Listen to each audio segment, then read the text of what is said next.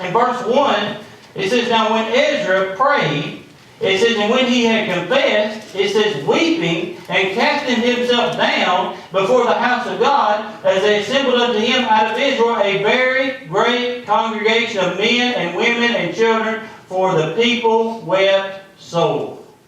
Now I want you to notice, there is an action and there is a reaction right here in this verse, right? You ever heard of that? We're going to go, I guess it's Einstein that said, I'm going to go a little Einstein on this, where he said, for every action there's an opposite and equal what? Reaction, right? So when you look at it, if I quoted that wrong, I'm not worried about quoting Einstein, I'm worried about quoting God. But anyway, when we go there, right? So you think about that this morning. What did they do? We see over here, it says that when you look at it, it says, then were there assembled unto me, it says, one that trembled at the words of God. When he finally got a hold of that and the attitude of God, when he looked at that, he said that he, in verse 5, we can even go on ahead, it says that the evening sacrifice I rose from my heaviness, having rent my garment and my mantle, and fell upon my knees and spread out my hands before the Lord. I want to tell you, you can't get much lower than that, right? When you look at it, there was a reaction. He not only went to the place, see, some sit on the pew every Sunday right there. And that's as far as they go. They might have a sense of guilt.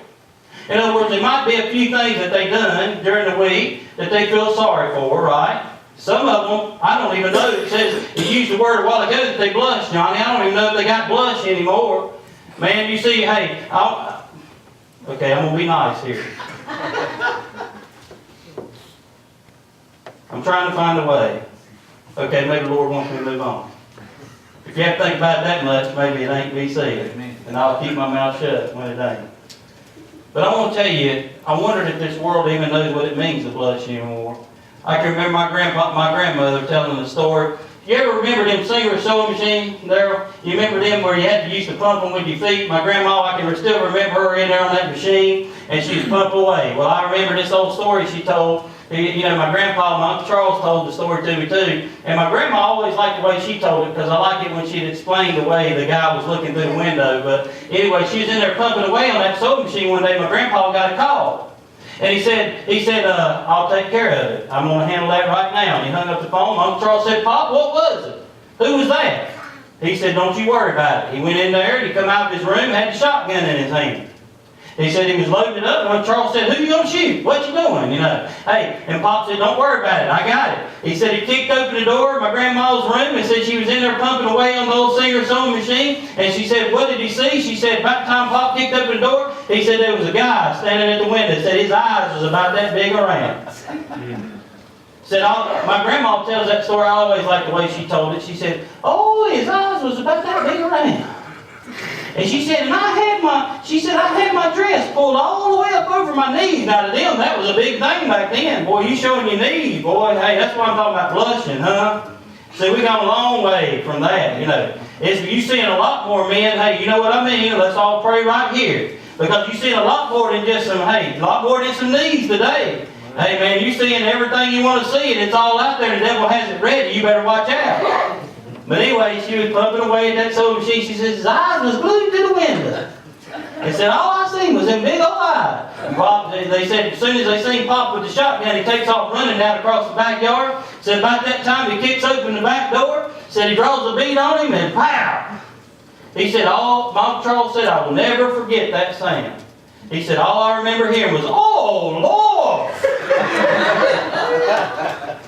Ain't that when you'll cry out to God? About the time the gun comes out, you're going to start crying for the Lord. You're going to look out for some help, right? And right before you got caught, you ain't too guilty, are you, Brother Johnny? Right before you, yeah, look at that. Yeah. I bet he was enjoying what he was seeing. But about the time that gun come out, he saw that, he started running out across the backyard and got it. I bet he wasn't too happy, though. You know what I mean? But he said that they found him a little while later. He's at the hospital. And back in the 70s, they used to wear them big fur jackets. Said that's the only thing that saved his life. So they were picking birdshot out of the back of that guy's neck. And then Uncle Charles, he starts laughing at the last part of it. When he's telling the story, he said, yeah, he said, I can remember it. He said, like it yesterday, he said, the sheriff asked my grandfather, he said, well, you was aiming to wound him, wasn't you, Bill? And my grandpa said, no, I was aiming to blow that sucker's head off. And then the sheriff went, no, you was aiming to wound him, wasn't you, Bill? And Pop went, oh yeah, I was aiming to wound him.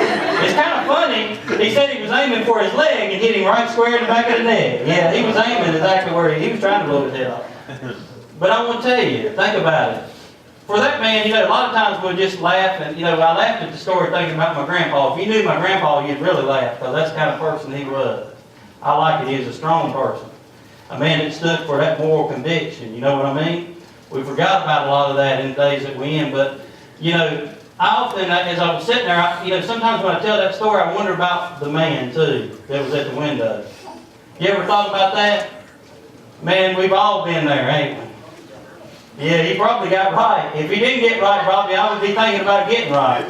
I bet he wondered again if he ever peered into a window again. I bet I'll ever wonder if he ever did that again. I doubt it, seriously. But when you look at it, you go back, when you think about blushing, you think about where the world's come to today. You think about God's attitude to us, because that's what we're looking at in verses 5 and 6 talks about. It says, when the evening sacrifice, he said, I rose from my heaviness, having rent my garment and my mantle, I fell upon my knees and spread out my hands unto the Lord. Now I'm imagining him on his knees. I'm imagining his face just right there. And he's down there with God. Now notice what he goes on to say.